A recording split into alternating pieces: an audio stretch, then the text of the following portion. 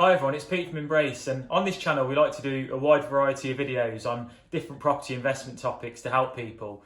Today's video is all about what age should I invest in property. So I hope you find the video useful, and please like and subscribe if you do. What age should you get into property then? And it's a good question that a lot of people have asked me over the last 10 years, and it's something that you won't be surprised to know that I think you should get into property as soon as possible. But of course there's different risk profiles, there's finance to think about, and so it's not possible for everybody at such an early age, but it is possible in some cases. And I've actually got someone with me today who actually bought their first property at 19.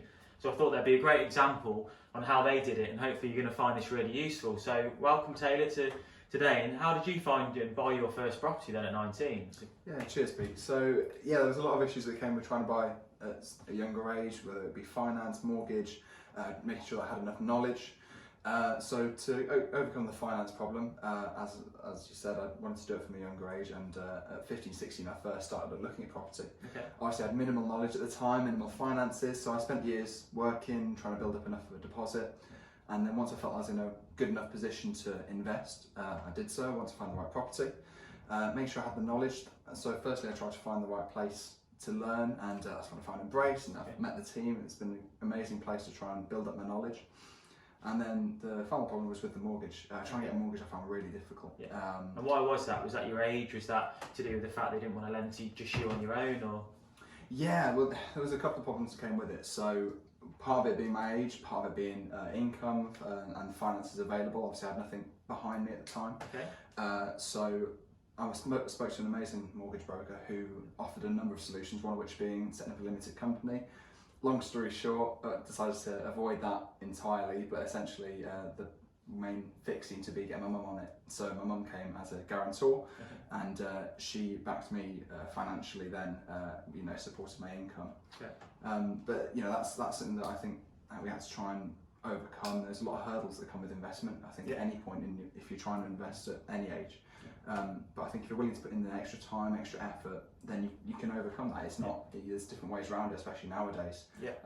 How's that changed from when you first started? So I mean, I was an old man when I started at 26, and we've joked about Taylor's going to have a lot more properties than I did by the time he's 26. So it's changed in a number of ways. That the market's changed, and the fact that when I started it was a huge recession, so a lot of people thought I was mad to even consider investing at the time. So the benefits of that were the property prices were falling through the floor, and so it had gone really cheap.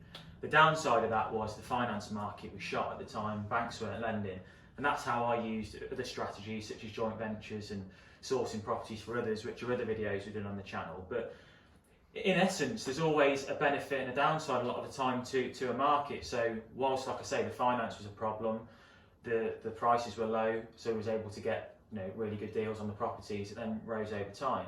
So it's different on the prices from that time ago, but not so much different. I think the actual same principles apply whatever market you're in. It's buying well, buying properties that rent well with high yields and making a good return. So, but I did have the same problems you had, so I had to use mortgage hosts. I weren't able to buy a lot of the properties just in my own name.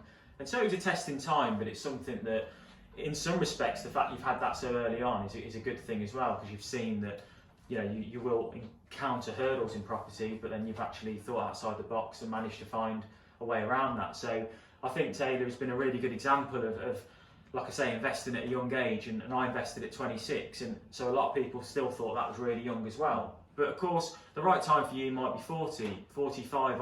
I know people who have bought their first buy-to-let when they were 60, so it's what you're investing for. I do believe the quicker you can get into it, the better, because obviously you're going to benefit for more years to come. But it is all down to your situation and when you're ready. So I hope you found this video useful today, and we've actually got another video coming up soon where we're going to go into more detail about the property that Taylor bought, which I think is going to be really useful for people that are younger trying to get into property. In the meantime, if you've enjoyed the video, if you could like and subscribe, that would be great, and we'll look forward to seeing you all soon.